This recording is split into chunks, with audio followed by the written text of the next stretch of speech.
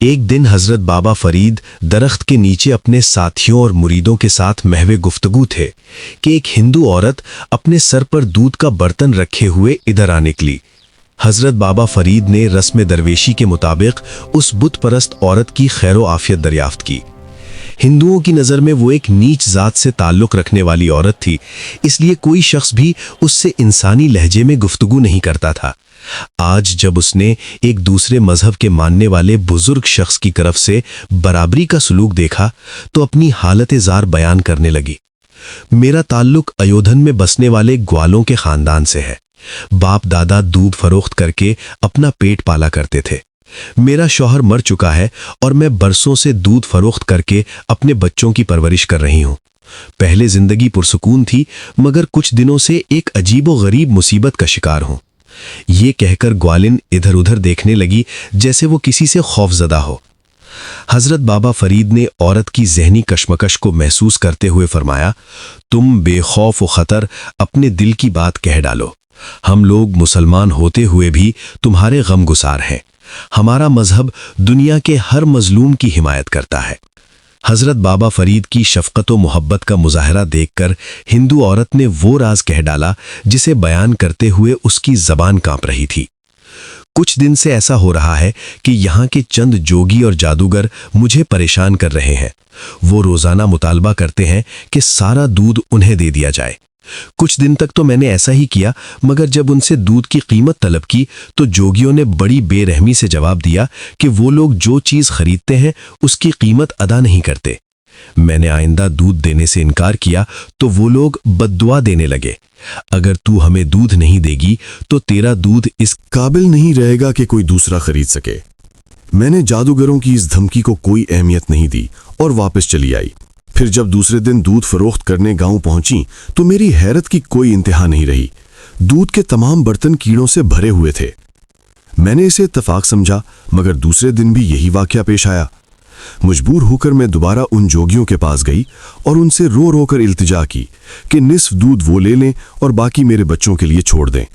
मगर उन जालिमों पर मेरी गिरिया उजारी का कोई असर नहीं हुआ। फिर एक दिन उन जादूगरों के चेले मेरे घर आए और बड़े सफ़ाकाना अंदाज में कहने लगे, गुरु का हुक्म है कि अगर तू हमें दूध फराहम नहीं करेगी तो पहले तेरे सारे जानवर मर जाएंगे, फिर हम तेरे बच्चों को अपने कहरो गजब का निशाना बनाएंगे। तू जिन बच्चों की खातिर दर बदर भटकती है वो कुछ दिन बाद इस दुनिया में नहीं रहेंगे। आखिर बच्चों की मोहब्बत ने मुझे मजबूर कर दिया। मैं कई माह से उन जालिमों को दूध फराहम कर रही हूँ और गांव वालों से कर्ज लेकर अपनी जिंदगी के दिन पूरे कर रही हूँ। आखिर गांव वाले भी कहां तक कर्ज देंगे। ये कहकर दूध फरोश औरत अपने दामन से आंसू खुश करने लगी। हजरत बाबा फरीद ने एक मजलूम औरत के दुखों की दास्तान सुनकर फरमाया, सब्र कर, तुम्हारी मुसीबत के ये दिन गुजरने ही वाले हैं। अचानक दूध फरोश औरत घबराए हुए लहजे में कहने लगी, खैर, मेरी तो जिस तरह गुजरे गुजर जाएगी, मगर तुम लोग बहुत शरीफ हो। तुम्हें इन दरख्तों के नीचे देखा तो चली आई। मेरी तरह तुम लोग भी गरीब हो।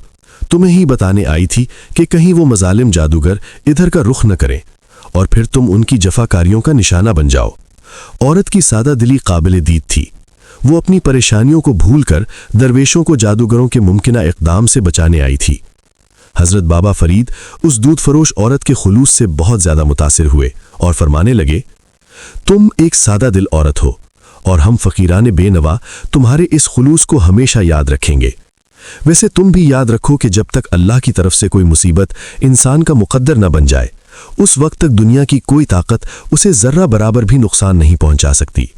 अगर तुम जोगियों और जादूगरों के बजाय अपने दिल में खुदा का खौफ पैदा कर लो तो तुम खुद भी महफूज रहोगी, तुम्हारे बच्चे भी और तुम्हारे जानवर भी। तुम भगवान की बात कर रहे हो? दूध खिरोश औरत ने हैरत ज़दा लहजे में कहा, मैं तो उसे रोज ही याद करती हूं, मगर मेरे दुखों में कोई कमी नहीं आती।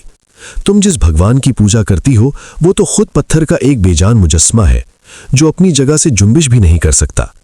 वो किसी इंसान के क्या काम आएगा?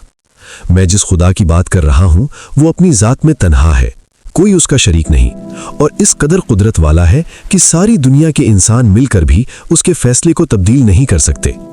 तुम उस खुदा को पुकारो, वो तुम्हें इन दो चार शरपसंद जोगियों से नहीं, दुनिया भर के सितमगरों से निजात दे देगा।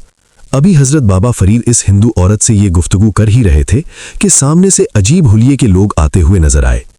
जैसे ही आने वालों पर औरत की नजर पड़ी, वो दहशतजदा होकर हजरत बाबा फरीद से कहने लगी, ये उन्हीं जादूगरों के चेले हैं।